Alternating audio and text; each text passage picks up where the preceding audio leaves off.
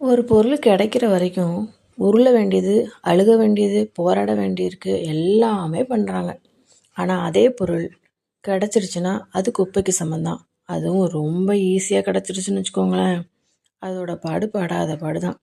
அது வெறும் பொருளாக இருந்தாலும் சரி, மனுஷனாக இருந்தாலும் சரி. இப்போ பொண்ணு பையன் 2 பேருமே சமமாக ஈக்குவலாக இந்த விஷயத்தில் இருக்காங்க.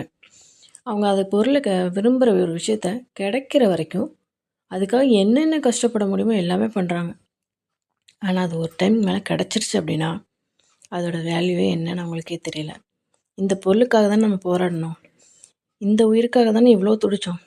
ஆனால் இது ஈஸியாக நமக்கு கிடச்சிட்டு அது எப்படி நம்ம வச்சு சந்தோஷமாக இருக்கிறது அப்படின்னு யோசிக்கிற புத்தி இந்த நிமிஷத்தில் எந்த மனுஷனுக்குமே இல்லைன்னு நினைக்கிறேன். உங்களுக்கு அந்த மாதிரி ஈஸியாக ஏதாவது ஒரு பொருள் கிடச்சிருக்குன்னா அதை பொக்கிஷமாக பார்த்துக்கோங்க. திரும்பி அது கிடைக்காம கூட போகலாம்.